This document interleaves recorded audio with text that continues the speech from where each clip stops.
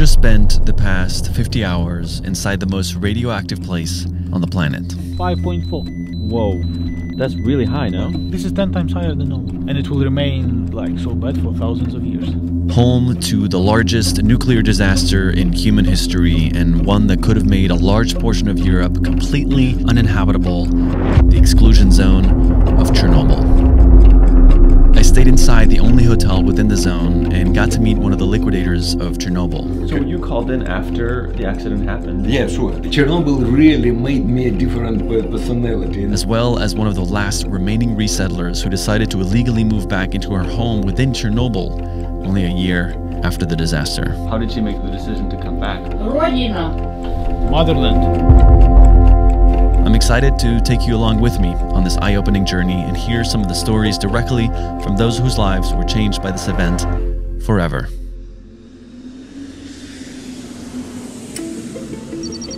All right, we have officially landed in Ukraine. Holy crap, it's cold. For our trip, we're joined by my friend and cinematographer Cory. It's not a good sign when you walk out of the airport and you see your own breath. There you are. All right, you fucking made it, you guys. A friend of ours, Yuri, who's in fact the first-born Russian to have joined the US Navy and who's been to Chernobyl before. Let's go. You were right, it's pretty cold. And of course, our legendary driver who doesn't speak much English, Sergey. Hello, how you doing? All right, waking up at 6:45 tomorrow, heading to Chernobyl.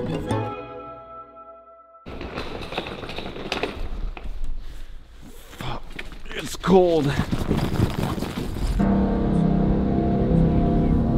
There has been an accident at the Chernobyl atomic power station. One of the worst disasters in the history of nuclear power. 300,000 people were permanently evacuated from the area. This place is just so radioactive, it's uninhabitable.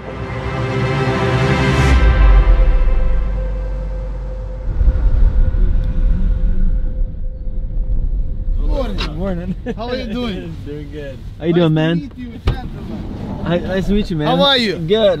Just 5 more minutes. I will just print like permit papers, sign in, like police guards will check your passports, and then we will go. Great. Yeah, of course. Yeah, nice to see you too. Wow, I was not expecting our guide to be that jolly and excited. What is this? So these are your individual body counters. You just put them on your necks and carry on you all day long. This device records exposure, radiation exposure dose that you get during your stay on the territory of Chernobyl exclusion zone. So where are we heading now? We're heading to the ghost town of Pripyat, the place where nobody lives since April 27th, 1986. They were just told to take documents and the most necessary things with them, as they were told that evacuation would last only 3 days.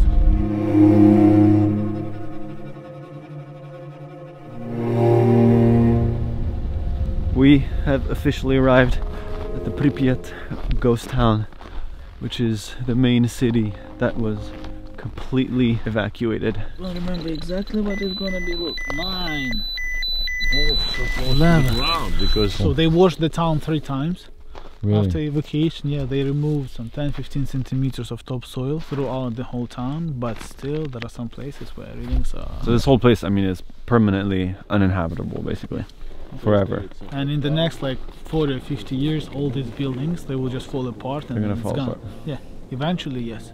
So at this very moment we are looking at the local hospital of Pripyat, where they brought first victims of the Chernobyl disaster at the night of the accident, like firefighters, employees of the control room, and later on 28 of them, the state of whose was the worst, like they were taken from here to Moscow to that specialized clinic where they pretty much died within like first 2 weeks because of the extremely high doses of radiation that they obtained. Very scary and sad place, to be honest. So I'm guessing there's one of the places also most contaminated, right? Yeah, at the basement of the hospital there are still all those like firefighters' uniforms, gloves, helmets, which are like extremely contaminated. It's just so quiet that you hear like little squeaks of the window blowing in the wind, and like even that sounded like a little crack. It's freaky as fuck.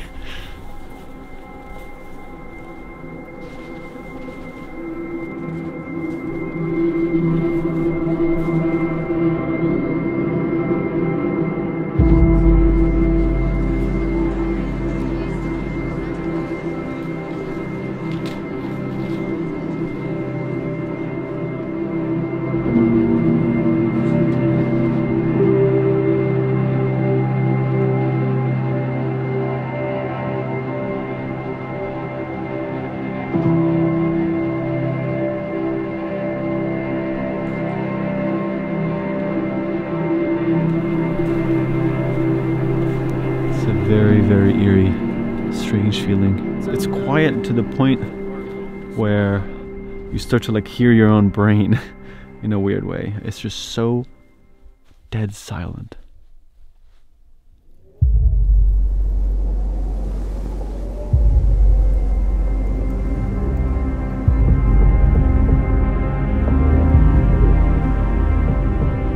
$50,000 people used to live in the city.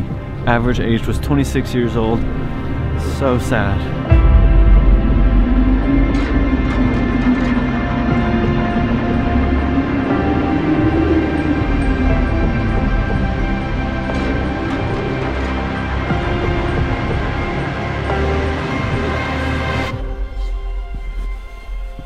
A lot of these buildings are completely starting to fall apart. This is the school.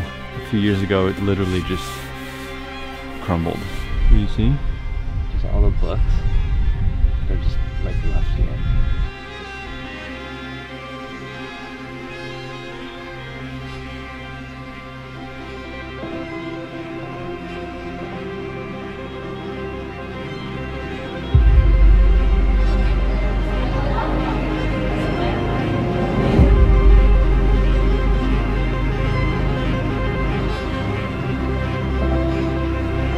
I think what makes Chernobyl also so interesting is that it's kind of like a time capsule for the Soviet Union.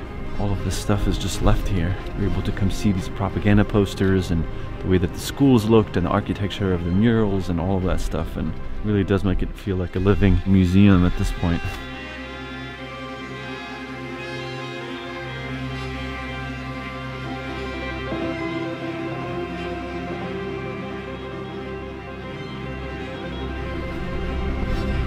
This town was actually incredibly modern. Modern cafes, mosaics, amusement park. There was a lot of facilities that just didn't really exist anywhere else.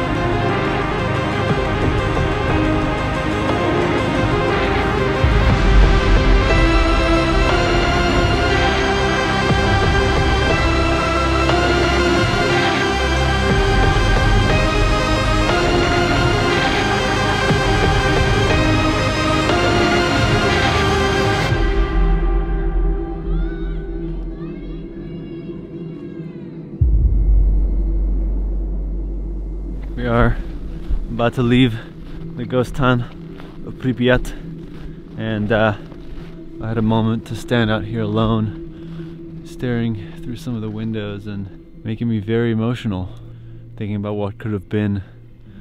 And through the windows you can see some of the furniture still left behind and windows half open. I don't cry very easily, but there's just something about this place, just being here feels very heavy.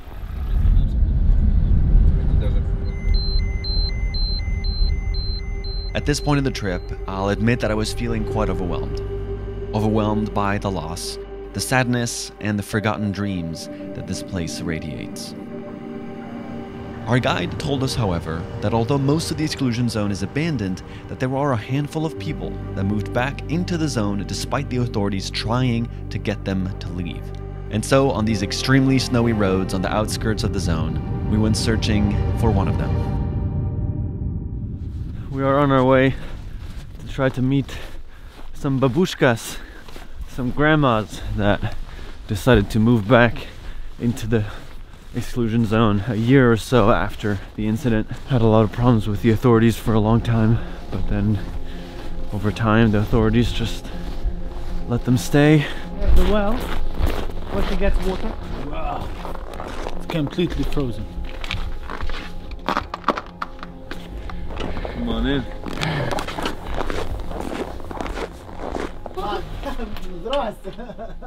Oh. Please, come in, guys. Come in, come in.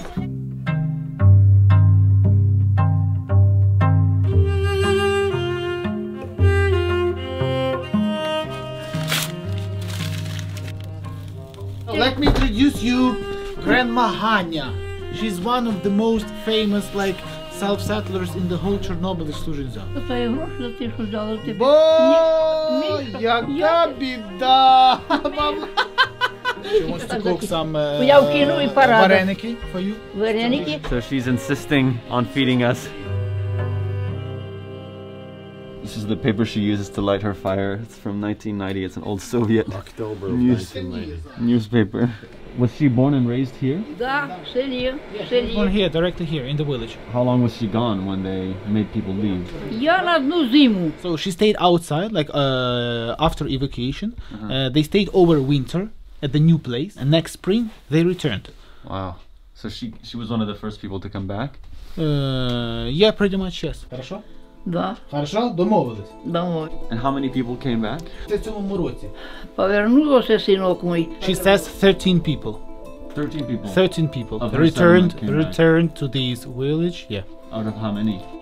Знаєте ж, Олексіївна? 400-500. Нас виселяли через 3 дні в Чорнобилі. So they were evacuated 6 days after disaster took place. Yeah, they were planting potatoes at that moment, and then the chairman of the village council came to them and said, you need to leave for 3 days. We will just take you away for 3 days. And she said that those people who never returned to their native villages, they passed away. Scientists say that's another like psychological effect of the Chernobyl disaster. How did she make the decision to come back? Because Бабгань, а чому ви вирішили повернутися сюди? Родина. Motherland, that's her land. Незамінний чоловік і незамінима матка. She plants potatoes like all her life. Even like 35 years after the disaster, like she's still here. She eats the things that she grows on the garden, like she drinks water from well, and she's 88 years old. What is she saying? She wants to cook something for you. You know, that's how the grannies are. Like that's how pure they are. When we come, young generation, like for her, we're all like her grandkids. So, and her like duty, let's say, in the life is just to cook something, just to feed us all the time. That's what Earth Yeah. Like, look at her, like she's amazing.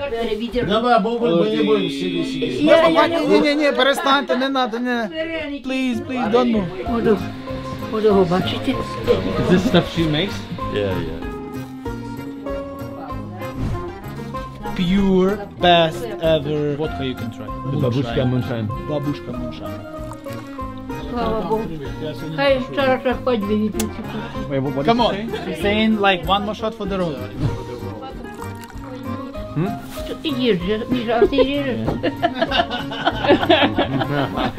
На здоров'я. На здоров'я. Приїжджайте, горілочку гомгнак. Баба сама жене. Бабушка moonshine. На, остановіть, на. Сильно не накривайте, не надо. А воно ж мені не надо, я в повикидаю. Хочуть з вами поговорити. She wants you like to finish the bottle and to finish all the food that she put on the table for you. But it's impossible. І вам спасибо. Oh my god. Бережіть себе. Бережіть себе. We just did moonshine shots. Homemade from a babushka in the middle of Ukraine, Chernobyl. I'm in love, I think. Well, that was really special. Thank you so much for taking us, Misha. You're welcome. She's really lovely. At this very moment we're pretty close to the site of Chernobyl nuclear power station. Come with me, please. I'll show you. 5.4. So now it's like 10 times normal. This is 10 times higher than normal. Yeah. Are you never worried about your own safety? I'm worried, always worried. But yeah, I told you, if you follow the rules, simple rules, if you don't spend too much time at the highly contaminated place, everything will be fine. What's the highest you've ever captured? Now we've just measured 3 and I measured 20,000. Where was that? It's a secret place. I will not tell you that. You're saying that it was like, oh, this is highly contaminated, this is and highly this was 3. And he registered 20,000. But I'm still alive. Look, after 10 years, I'm still okay. Yeah, I start glowing at night when I drink too much vodka, but that's fine. Yeah, we can just stop over here.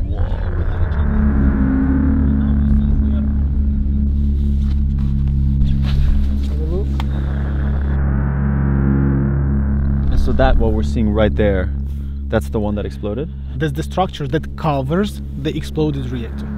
Holy shit. I just didn't realize we were here. This is it. That's it. Yeah, that's where we are. So on the inside, there's still a bunch of, like a lot of extremely highly radioactive, contaminated materials. Yes. And they need to take their time to make sure that they're dismantling it safely. Yeah, they need to do it in a How long do they think it's going to take? It's hard to say. Like literally right there is where it all went down. And you said we're gonna get closer too, huh? Love that for us.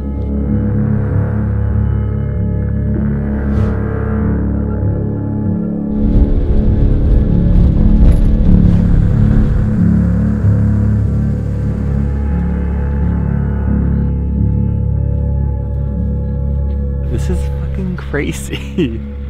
Right? Like legit right there. How far? 300 meters. Yeah. From where it all went down. Yeah, it's only 1 point something. In 1986, I think radiation levels here were like maybe 1 million times higher, but not these days. Like they cleaned all this site, they removed like soil from over here, they brought new one, they built all these new roads, everything. And like the Geiger counter right now just detects those gamma rays that come out like through the walls, through everything through here. But this steel building that they build around it, they estimate is going to last between 70 and 100 years.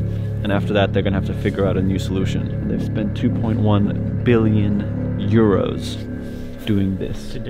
It's far from over. Yeah. And that's the weird thing, is like, oh, Chernobyl, you know, in the history books, 1986, okay. No, it's still here. Yeah. My grandpa was one of those liquidators who were involved in cleaning this site immediately after the accident. So he was working on a tractor and like removing like highly contaminated soil around the power station. And my grandma, she still keeps all the documents that his death was directly linked to high doses of radiation that he obtained over here. And he died at what age? 39. 39. 39. Well, your grandpa was very brave. There's a lot of people that lost their lives coming to make this place decontaminated and safe there are again. Thousands, I think maybe 100,000 of people who died because of the air.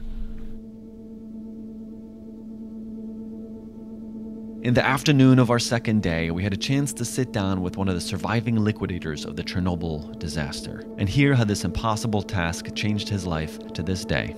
Back in 1986, I was a civil chemist doing my civil job, but in the Soviet Union all healthy males have to undergo mandatory military training. So you called in after the accident happened? Yeah, sure. Nobody could imagine what's happening here. You know, explosion of a nuclear reactor was considered impossible at that time. You know, and so it was expected that it was some minor, you know, explosion with some minor leak. And it took, let's say, 1 day to realize that it's necessary to move the citizens of the town of Pripyat. They were able to evacuate as a town with 50,000 population 36 hours after the explosion. And it was on Saturday and Sunday. It's incredible logistic achievement. In terms of social health and psychological health, you know, Chernobyl was a real disaster for the liquidators. I did have, you know, PTSD, as many veterans have. So these trucks were among the many that we used to clean up after the mess of Chernobyl. And these trucks now have just been washed over and over and over, and they're now just standing here, rusting, because there's a sign on all of these trucks saying that these are not allowed to leave the 10-kilometer exclusion zone. And I realized that the way of memorialization of the event, it matters for the health state of the Chernobyl liquidators. Because the present situation, when it said, wow, the Chernobyl mitigation was a total fail and nothing was done, meaning that they all are just stupid idiots which failed to mitigate this accident.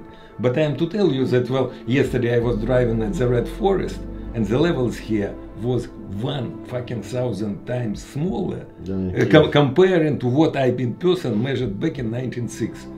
1,000 times. It's a huge achievement of mitigation. So how long were you here when you...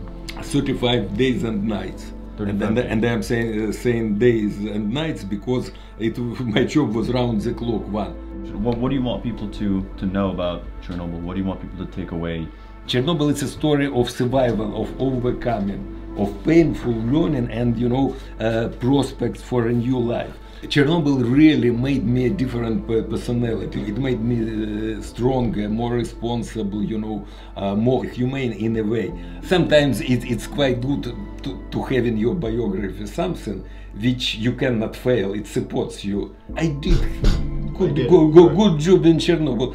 It's impossible that I cannot handle this particular task, and you do it. So you feel like it gave you a sense of confidence and self-respect? Of course. In regards of any other task in your life? Yeah, of course, of course. Amazing. Thank you so much. Yeah, it was my pleasure. Мы с вами будем общаться. Мне очень приятно. Мы вот на одной волне. Thank you so much. It was my real pleasure, guys. Yeah. Okay. Have a good one.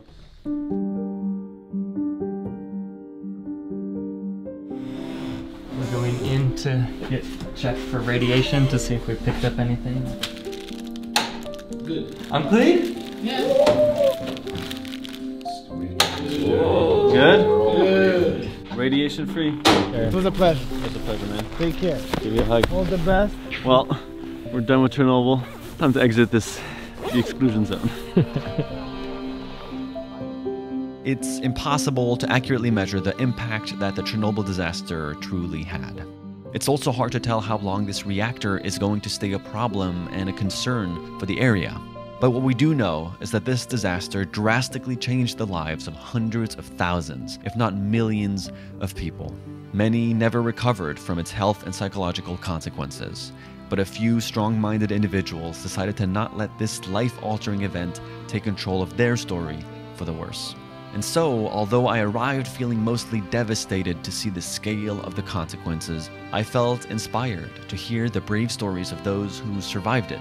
I gained a renewed perspective of the problems in my own life and learned that even in the darkest of places, in the darkest of times, that courage, seeking a positive perspective, and keeping our head high can be a choice.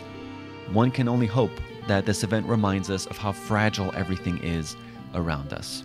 How easily human error can have such drastic and dangerous consequences. We only have one planet, and we only have each other. And so, I hope that we'll take care of both. We'll see you next week.